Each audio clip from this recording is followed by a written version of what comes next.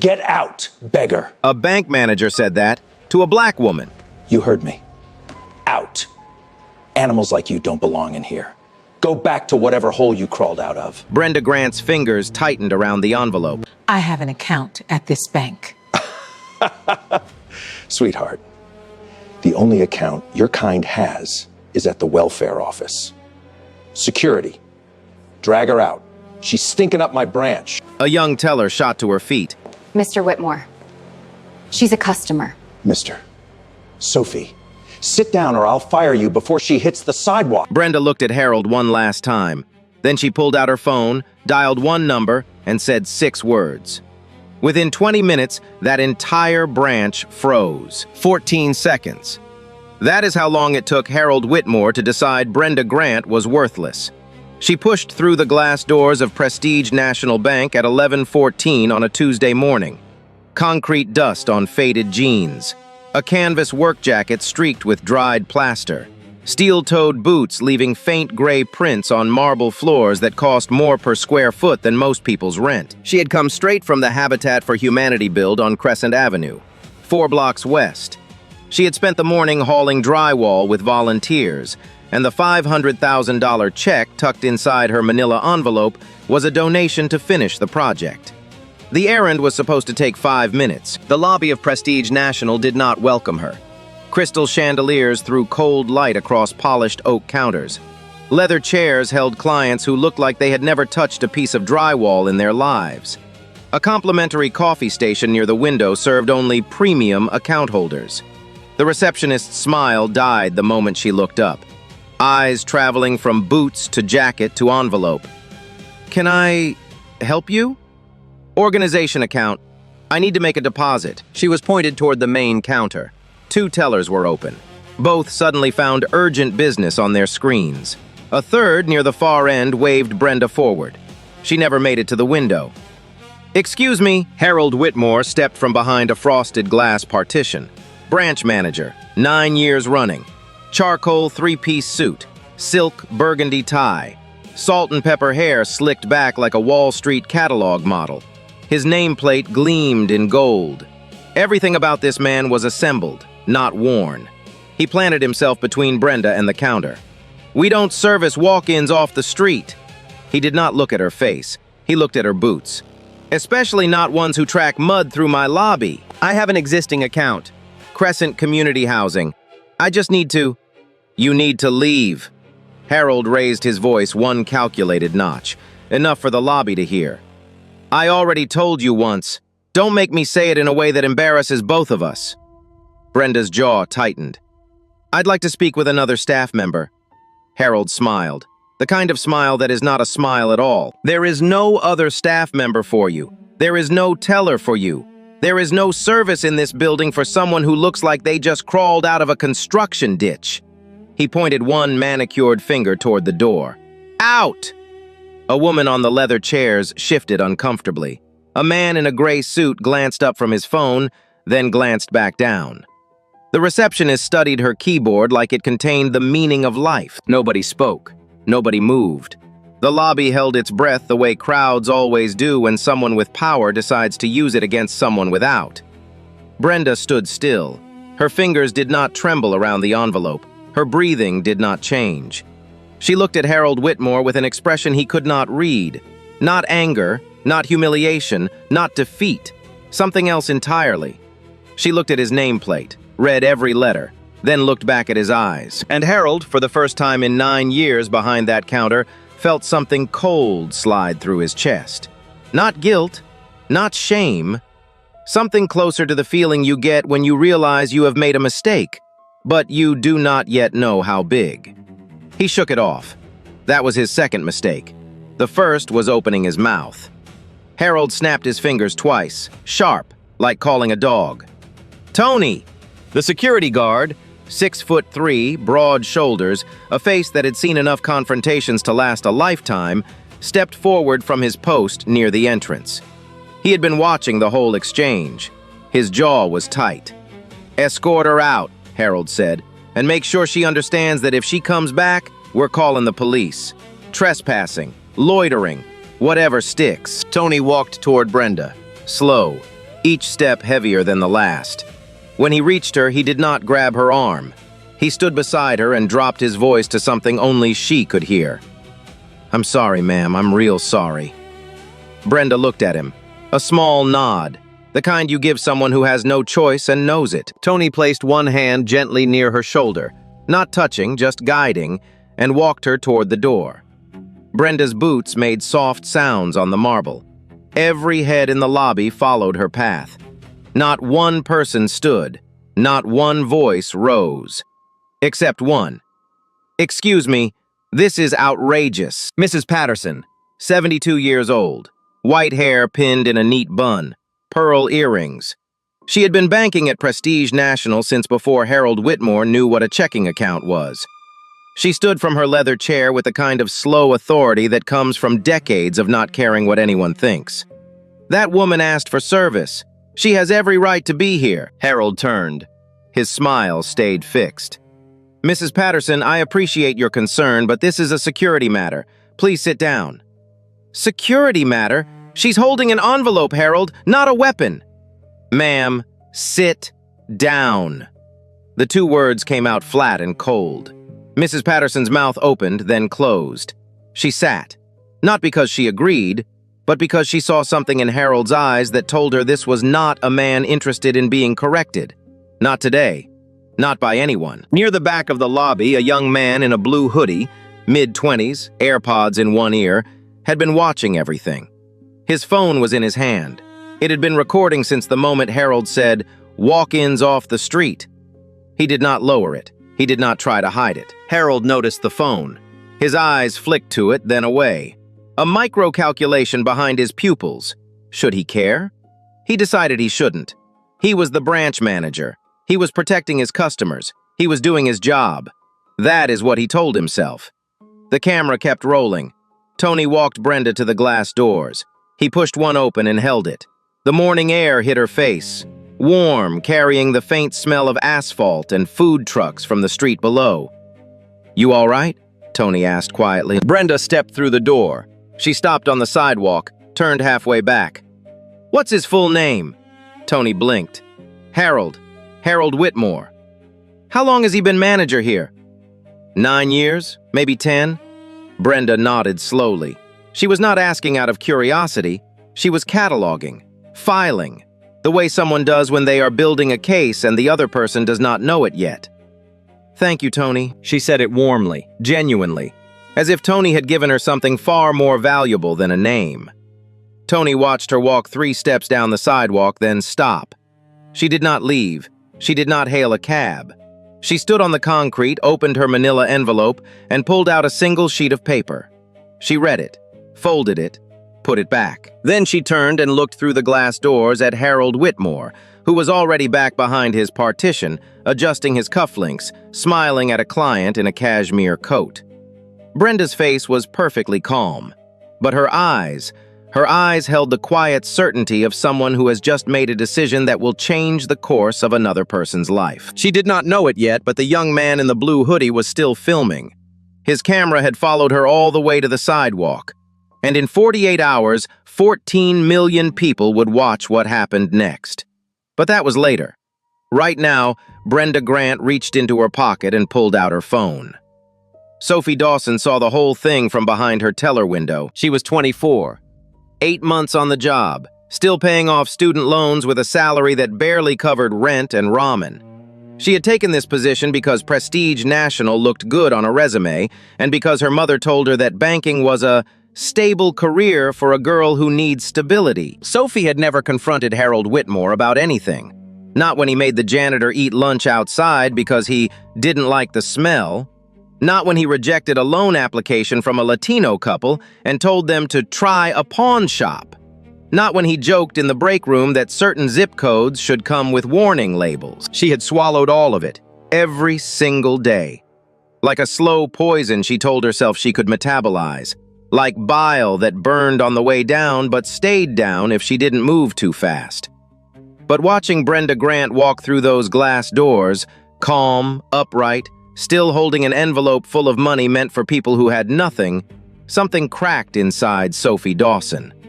Not broke, cracked. just enough to let something through. She pushed back her chair. The screech of metal on tile cut through the lobby silence. Harold was already behind his partition, laughing with a client about golf handicaps. The other tellers glanced at Sophie with wide eyes. One of them, Darlene, 10 years at the branch, 3 kids, a mortgage she couldn't lose, shook her head slowly. A warning, a plea. Sophie ignored it. She walked past the counter, through the lobby, and pushed open the glass door. The sidewalk heat hit her face. Brenda was standing 4 feet away, phone in hand, staring at the screen. "Ma'am?" Brenda looked up. "Please come back inside. I'll help you with your deposit." Brenda studied Sophie's face. The girl was trembling. Not a lot, but enough to notice. Her name tag read, Sophie Dawson, Teller 2. Her eyes were red at the edges, not from crying, from the effort of holding it in for 8 months. "You sure about that?" Brenda asked. Sophie swallowed hard. "No, but I'm doing it anyway." They walked back in together. Sophie led Brenda past the leather chairs, past Mrs. Patterson, who gave a quiet nod of approval, past the young man whose phone was still recording, and straight to her teller window. "Crescent Community Housing," Brenda said, sliding the envelope across the counter. "Deposit, $500,000. Sophie's fingers paused on the keyboard. She looked at the check, looked at Brenda, looked at the check again. $500,000. From the woman Harold had just called a beggar. From the woman he had ordered dragged out like garbage. Sophie's throat tightened. She bit the inside of her cheek and began processing the transaction. She made it 90 seconds before the partition door slammed open. Harold Whitmore crossed the lobby in 6 strides. His face had shifted from its usual polished composure to something raw and blotched. 2 veins pulsed at his left temple. His right hand was balled into a fist at his side, not to swing, but to keep from shaking. He stopped at Sophie's window, planted both palms flat on the counter, leaned in until his face was 18 inches from hers. "What do you think you're doing?" Sophie's voice came out smaller than she wanted. "Processing a deposit, Mr. Whitmore." "I gave a direct order. I told this woman to leave my branch. And you walk outside, drag her back in, and sit her down at your window like you own this place." "She has an account, sir. She has a valid check. I'm doing your job?" Harold's voice cracked like a whip. Every person in the lobby froze in place. "Your job is to follow my instructions. That is the beginning, middle, and end of your job description." He straightened up, adjusted his tie with one sharp tug, smoothed his lapel. "You're done, Sophie." The words landed like a gavel. "Pack your things. I'm calling HR right now. You will be out of this building by noon." Sophie's chin trembled. Her eyes filled. But she did not step back from the window. Her fingers stayed on the keyboard. The deposit screen still glowed green in front of her. "She's a customer, Mr. Whitmore." Sophie's voice shook, but it held. Like a wire pulled to its limit but refusing to snap. "She walked in with a valid check and a valid account. That is what we are here for." Harold stared at her. The lobby was dead silent. The coffee machine hummed in the corner. Somewhere outside, a truck horn blared. Inside Prestige National Bank, nobody breathed. "You just threw away your career," Harold said softly, almost gently. "For that." He said the word "that" while looking directly at Brenda, not at a person, at a thing. At something beneath the category of person. Brenda watched the entire exchange without moving. Her hands were folded in her lap. Her face was unreadable, but her eyes tracked every single detail. Harold's pulsing veins, Sophie's trembling chin, the tellers staring at their screens like hostages, the customers studying their shoes as if the floor held answers. She watched a 24-year-old girl with 8 months on the job and a mountain of student debt risk everything she had for a stranger she had never met. And that was the moment Brenda Grant made her decision. Not out of anger, not out of revenge, out of something much quieter and much more dangerous. Brenda stood up from the chair beside Sophie's window. She did not slam anything. She did not raise her voice. She picked up her envelope, tucked it under her arm, and walked toward the lobby doors with the kind of calm that made Harold Whitmore's assistant look up from her desk. Not the calm of someone defeated, the calm of someone who has finished collecting evidence. She pushed through the glass doors and stepped onto the sidewalk. The midday sun was high and sharp. Traffic hummed along 3rd Avenue. A food truck 2 doors down was selling falafel, and the smell of fried chickpeas drifted through the warm air. Brenda reached into the left pocket of her work jacket and pulled out a phone. Not the cracked screen burner Harold probably imagined someone like her would carry. An iPhone 15 Pro Max, titanium case, the latest model, the kind of phone that costs more than some of Harold's tellers made in a week. She scrolled through her contacts, stopped on one name, tapped it. It rang twice. "James, it's Brenda." On the other end of the line, James Thornton set down his coffee mug. He was sitting in the production office of WNTV, Channel 9's flagship studio, surrounded by 3 monitors, a wall of Post-it notes, and the organized chaos of a man who had been producing investigative television for 19 years. "Talk to me," James said. "Prestige National, downtown Branch, corner of 3rd and Lexington." "The one with the complaints?" 43 complaints in 6 months, James. I just experienced number 44 firsthand." Brenda's voice was level, clinical. The voice she used on air when she was about to dismantle someone's career with documented facts. "Branch manager, Harold Whitmore, called me a beggar in front of 12 customers, ordered security to remove me, then fired a teller for trying to help me." James was already standing. "How bad?" "He called me an animal, James. Told me my kind doesn't belong. A 24-year-old girl stood up for me and he threatened to end her career on the spot." A pause. "I need the full crew. Cameras, sound, legal clearance. I want to be set up in that lobby within 30 minutes. You're going back in?" "I never really left." James grabbed his jacket from the back of his chair.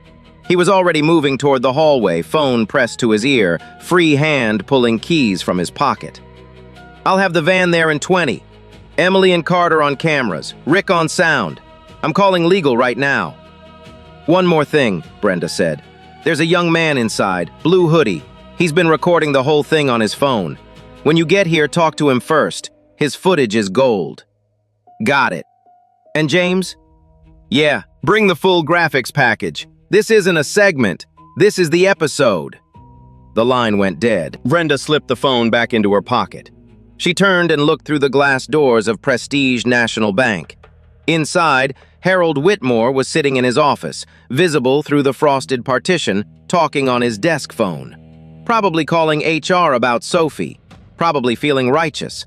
Probably telling whoever was on the other end that he had handled a situation with professionalism and authority. He had no idea. Brenda Grant was not a beggar. She was not homeless. She was not a charity case. She was the creator, host, and executive producer of Behind the Counter, WNTV's highest-rated investigative series, now in its 5th season. The show had exposed fraud at a payday lending chain in Newark. It had shut down a predatory mortgage operation in Baltimore. It had triggered a federal audit of 3 credit unions in Georgia. It had won 2 regional Emmys and been shortlisted for a Peabody. And for the past 6 months, Brenda's inbox had been filling up with emails about one particular bank branch. The same address, the same complaints, the same name, Harold Whitmore. Customers turned away for how they looked. Accounts mysteriously flagged after in-person visits. Loan applications denied without explanation, then approved when a white colleague resubmitted the same paperwork. 43 complaints, 43 stories, all pointing at the same man behind the same frosted glass partition. Brenda had pitched the episode to James 3 weeks ago. The network approved it in one meeting. But Brenda did not want to walk in with cameras blazing.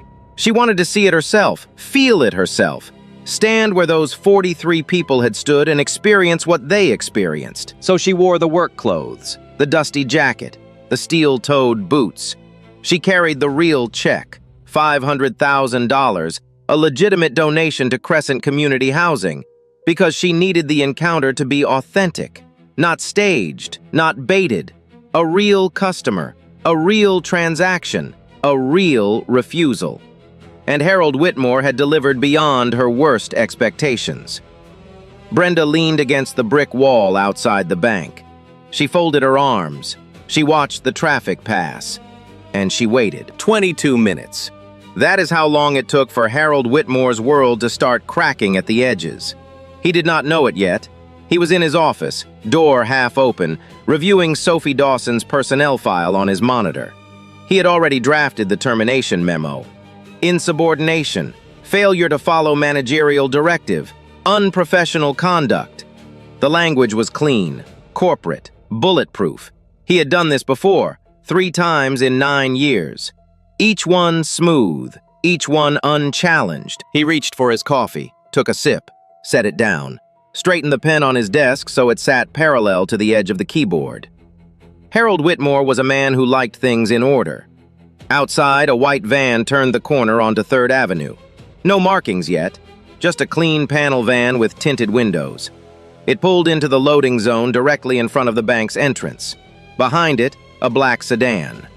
Behind that, a second van, this one with a satellite dish folded flat on the roof. Brenda pushed off the brick wall. She uncrossed her arms, straightened her dusty jacket, and for the first time that morning, she smiled. James Thornton stepped out of the sedan before the engine finished ticking. He was 51, wiry, silver-framed glasses, the kind of man who moved like every second had a dollar value. He carried a leather folio in one hand and a wireless earpiece in the other. "Status?" he said, walking straight to Brenda. He fired the teller, or tried to. The girl's still inside. "The one who helped you?" "Sophie Dawson, 24, 8 months in." Brenda paused. "She didn't know who I was, James. She just did the right thing." James nodded once. He had been in investigative journalism long enough to know that the real stories were never about the villains. They were about the people who stood up when standing up cost something. The van doors opened. Emily Chen emerged first. Lead camera operator, compact build, ponytail, eyes that missed nothing. She pulled a broadcast-grade shoulder camera from the van's interior and had it powered up before her feet hit the sidewalk.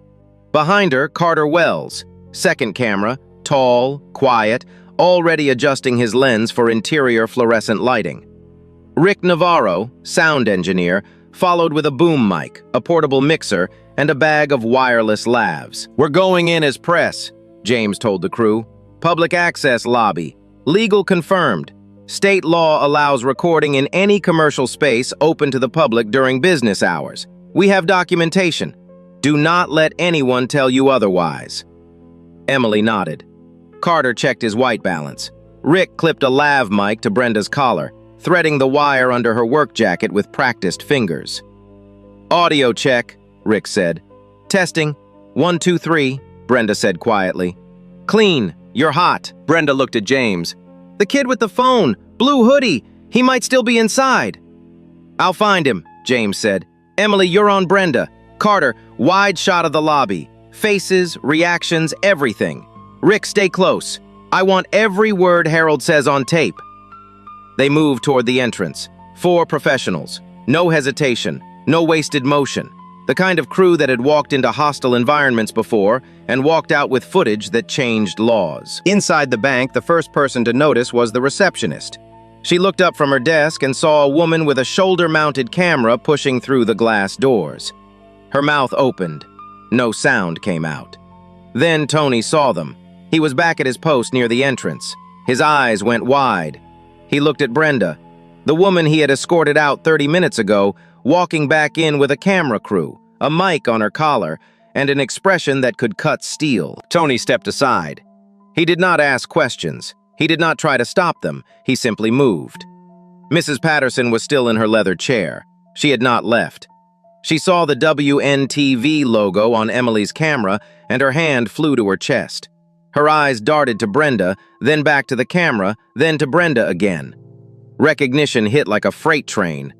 "Oh my God," she whispered. "That's Brenda Grant.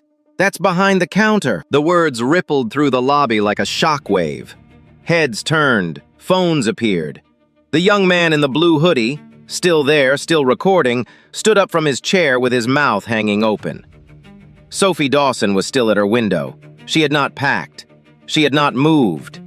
When she saw Brenda walk back through those doors with a full production crew behind her, her hands went still on the keyboard. Her eyes filled again. But this time, not with fear. The lobby of Prestige National Bank was frozen. Every customer, every teller, every security guard. 12 pairs of eyes locked on the woman in the dusty jacket who had just walked in with the most feared investigative team in local television. And behind the frosted glass partition, Harold Whitmore looked up from his termination memo.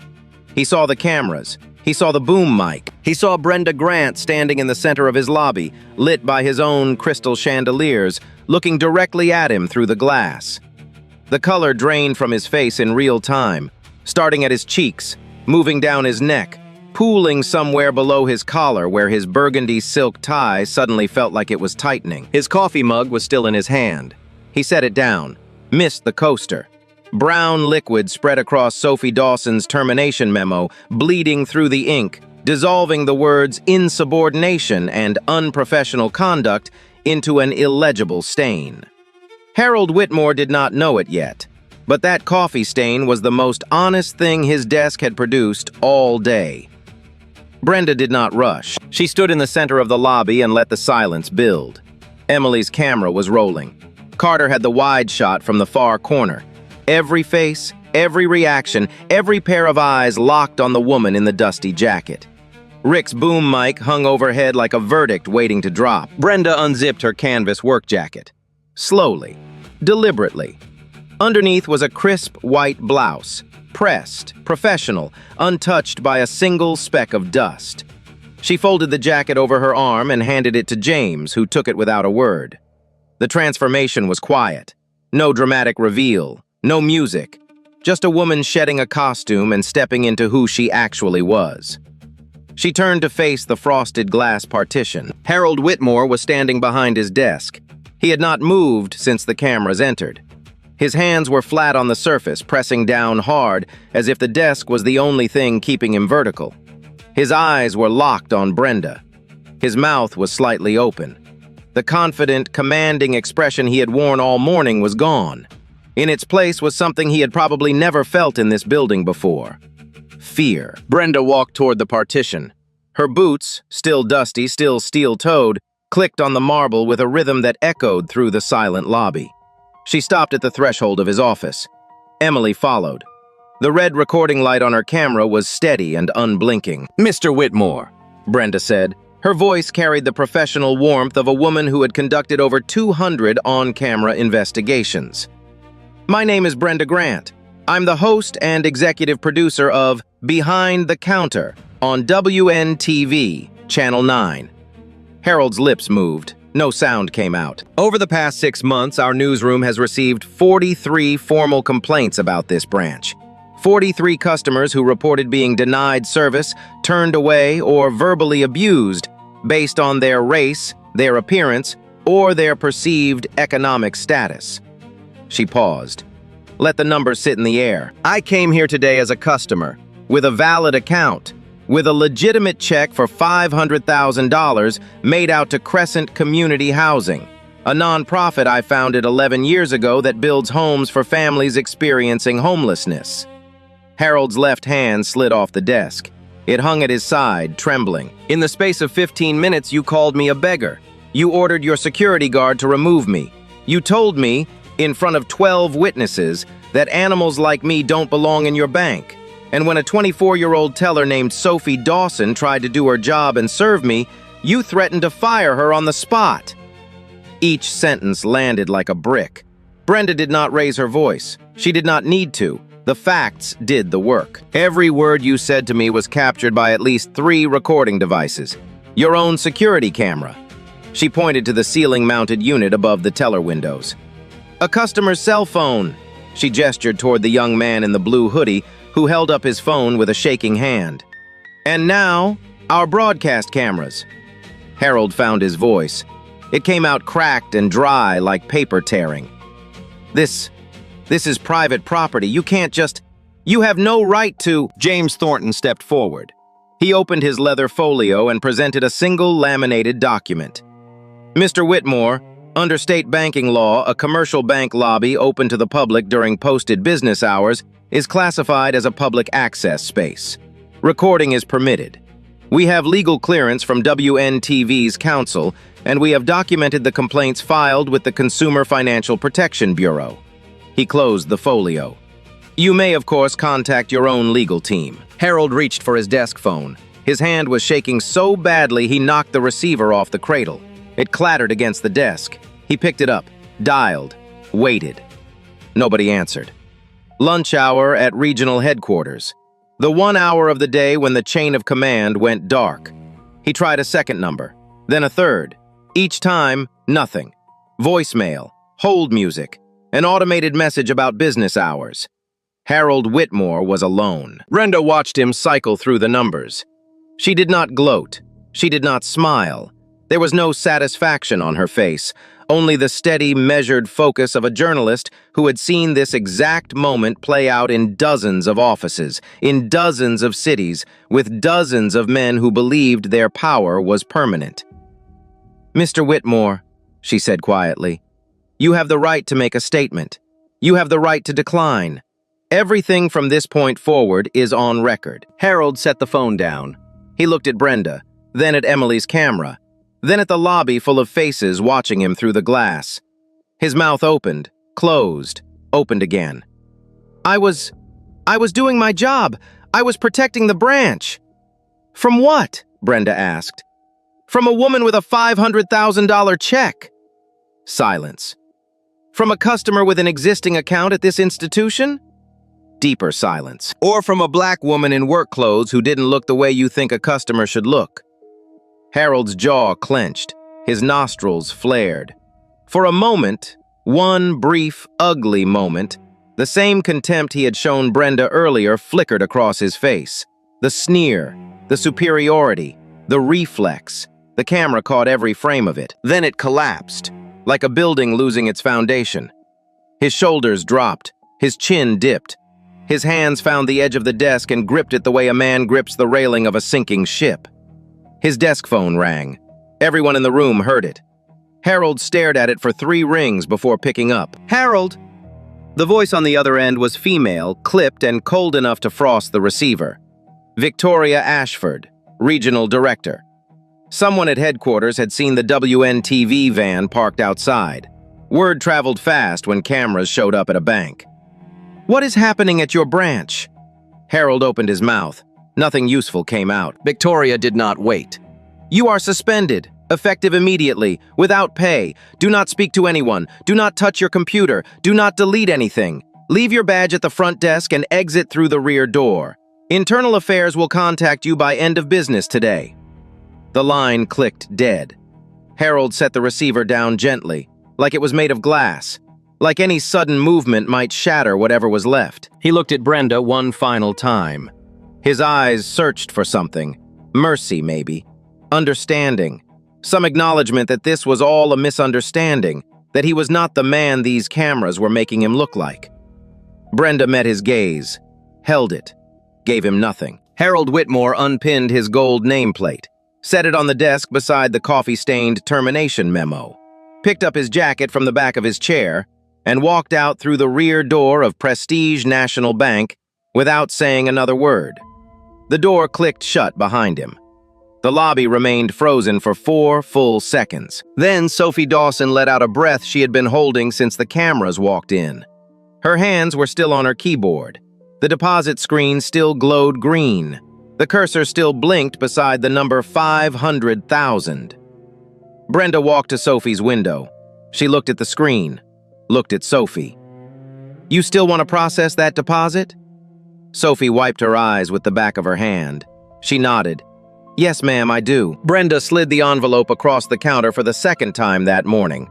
This time, nobody stopped her. The investigation took 21 days. Prestige National's internal affairs team arrived at the downtown branch the morning after Harold Whitmore's suspension. They came with forensic accountants, compliance officers, and a data analyst who spent 3 full days pulling transaction records, loan applications, and internal communications from the branch's servers. What they found was worse than anyone expected. Harold Whitmore had not made a single mistake. He had built an entire system. Over 3 years, 31 customers, all people of color, had been denied services at the downtown branch without documented cause. 14 loan applications rejected with no supporting credit analysis. 9 account openings blocked after in-person visits, then mysteriously approved when the same paperwork was resubmitted by a white colleague through the online portal. 8 customers reported being asked to leave the premises for security reasons that were never logged in any incident report. The pattern was methodical. Harold had trained his staff, never in writing, always in conversation, always behind closed doors, to use judgment when assessing walk-in customers, to prioritize high-value clients, to protect the branch environment. The language was always clean, always deniable. But the numbers told a story that no euphemism could disguise. Darlene, the teller who had shaken her head at Sophie that morning, was interviewed on day 4. She broke down in the conference room.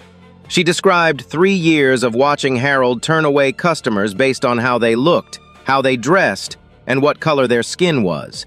She described the break room jokes, the zip code comments, the time Harold had referred to a Nigerian businessman as that one, and told Darlene to find a reason to delay his wire transfer. "I knew it was wrong," Darlene said through tears. "I knew it every single day. I have 3 kids. I couldn't afford to be Sophie."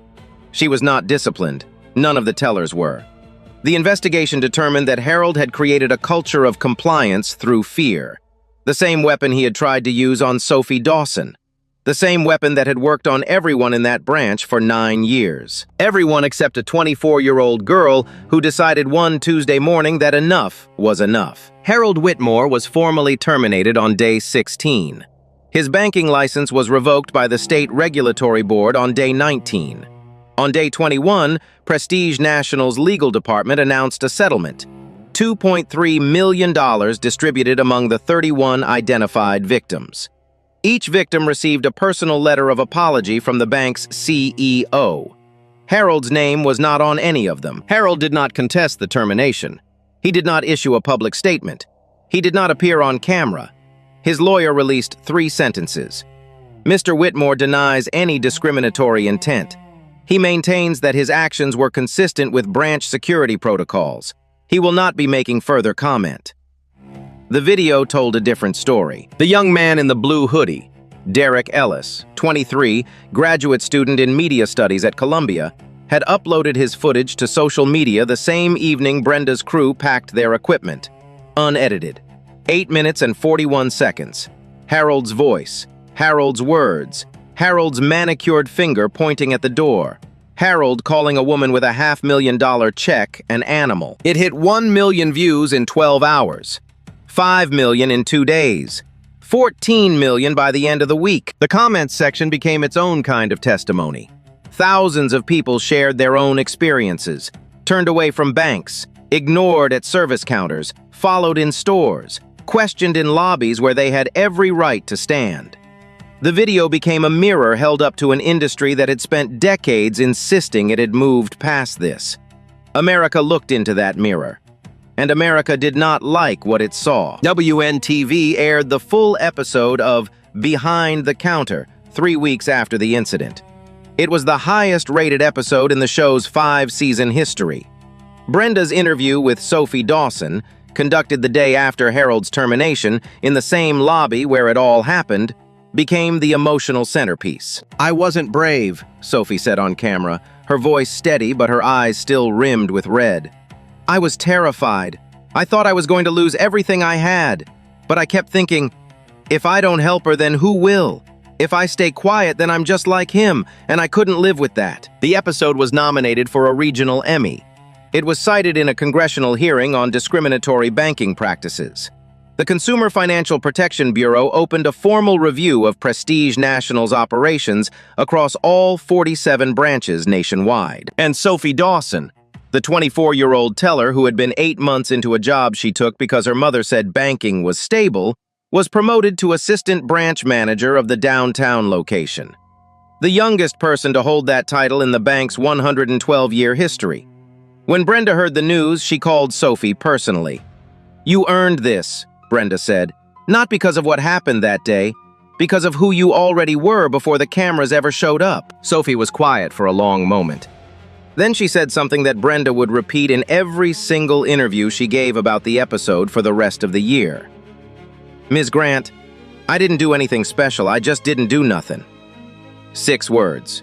No grammar award, no polished soundbite. Just the raw, unvarnished truth of a young woman who understood that silence carries a price, and she was not willing to pay it. Tony, the security guard who had whispered, "I'm sorry," while walking Brenda to the door, appeared on camera for the follow-up episode. He described the shame he felt escorting her out. He described driving home that night and sitting in his truck in the driveway for 30 minutes, engine off, hands on the wheel, unable to face his family. His teenage daughter had already seen the viral video before he walked through the front door. "Dad," she had said, holding up her phone, "that was you!" Tony resigned from Prestige National 2 weeks later. Brenda offered him a position as head of security at WNTV's production studio. He accepted without hesitation. On his first day, he hung a small framed photo above his new desk, a screenshot from Derek's video showing the moment he had held the glass door open for Brenda. Below the photo, written in his own handwriting, "Never again." Mrs. Patterson, the 72-year-old who had spoken up in that lobby when no one else dared, closed her account at Prestige National the following week. She moved her entire portfolio to a community credit union 3 blocks away. She told a local reporter that she had been a loyal customer at that bank for 20 years and never once felt unsafe, until the day she realized the danger was standing behind the counter in a 3-piece suit. 6 months later, Brenda Grant sat across from a journalist in the WNTV studio. The lights were warm. The cameras were familiar. But the question caught her off guard. Why this story? You've exposed fraud. You've shut down predatory lenders. You've triggered federal audits. Why did a bank branch in downtown Manhattan hit different? Brenda was quiet for 3 seconds, an eternity on live television. "Because I've been her," she said. The journalist leaned forward. "What do you mean?" "When I was 20 years old, I walked into a bank in Trenton, New Jersey. I was a junior at Rutgers. I had a summer job at a grocery warehouse. I needed to open a checking account to receive direct deposit. That was it. The manager looked at me and told me I was in the wrong place. Told me to try the check cashing place on 4th Street. She paused. Her jaw tightened the same way it had tightened in Harold Whitmore's lobby. "I didn't argue. I didn't fight. I walked out. I went to the check cashing place. I paid their fee. And I told myself it didn't matter." Another pause, longer this time. "It mattered. It mattered every single day after that. Because when someone looks at you and decides in 14 seconds that you are less than human, it doesn't leave you. It lives in your chest. It sits behind your ribs. And every time you walk into a room where you think you might not be welcome, it wakes up." The journalist was silent. "I started behind the counter because of that day in Trenton. Not because I wanted revenge. Because I wanted to make sure that when it happens to someone else, there's a camera, there's a record, there's proof that it happened and that it was wrong." Brenda looked directly into the camera. 43 people wrote to us about that branch. 43 people who walked in with legitimate business and walked out feeling like they were less than nothing. I became number 44 so that there would never be a 45. The interview aired as the closing segment of the Emmy-nominated episode. It was shared over 2 million times in the first week alone. The check, $500,000 made out to Crescent Community Housing, was processed by Sophie Dawson on the same afternoon Harold Whitmore walked out the rear door. It funded the completion of 12 homes on Crescent Avenue. 41 people, including 14 children, moved into permanent housing before the end of that year. Sophie ran the deposit herself. She told Brenda later that her hands were still shaking when she hit confirm. Not from fear, from the weight of understanding what that money meant and what it had cost to get it through the door. 6 months into her role as assistant branch manager, Sophie implemented a new training program at Prestige National's downtown location. She called it Every Customer. The curriculum was simple. Treat every person who walks through the door as if they hold the key to your career. Because someday, one of them might. The downtown branch received the highest customer satisfaction score in the region that quarter. It was the first time in the bank's history that the branch had ranked above 50th. Harold Whitmore was last reported working at a retail electronics store in a suburb 40 minutes from the city. He had applied to 3 other banks. All 3 rejected him. His name had become a case study, literally. 2 business schools added the prestige national incident to their ethics curriculum. Students discussed what happens when institutional power meets unchecked bias, and there is no one willing to say stop. Harold declined every interview request. His social media accounts were deleted. His LinkedIn profile, once headlined Senior Banking Executive, 9 years branch leadership, client-first philosophy, no longer existed. Derek Ellis, the graduate student whose phone footage went viral, completed his master's thesis on the incident. It was titled 8 Minutes and 41 Seconds, Citizen Journalism and Institutional Accountability. He graduated with honors and was hired by WNTV as a digital content producer. His first assignment was working on Season 6 of Behind the Counter. Brenda launched the Open Door initiative 4 months after the episode aired. The nonprofit placed trained auditors, people of different races, ages, genders, and economic appearances, into banks, insurance offices, and financial institutions across 12 states. They walked in. They requested service. They documented what happened. In the first year, the initiative filed formal complaints against 19 institutions. 11 resulted in policy changes. 4 resulted in terminations. 2 triggered federal investigations. Brenda funded the entire first year with a single donation from her own account at a community credit union that Mrs. Patterson had recommended. The morning Sophie processed her first transaction as assistant branch manager, she found an envelope on her desk. No return address. Inside was a handwritten note on plain white paper. You stood up when no one else would. That matters more than any title. BG. Sophie framed it. It hung on the wall behind her desk, right next to her teller nameplate from the day everything changed. So here is my question for you. If you were in that lobby, watching a man with power tear apart a woman who did nothing wrong, would you have been a Sophie? Or would you have been one of the 12 who stayed silent? Drop your answer in the comments. Be honest. And if this story hit you somewhere real, share it with someone who needs to hear it today. Subscribe. Hit the bell, because the next story might be even wilder than this one.